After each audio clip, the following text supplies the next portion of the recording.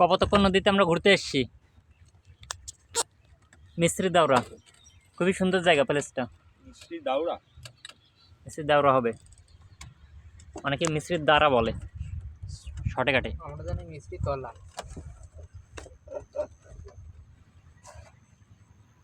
এই যে মাঝি তুষার আর আমরা দুইজন প্যাসেঞ্জার, বাপ্পি আর আমি।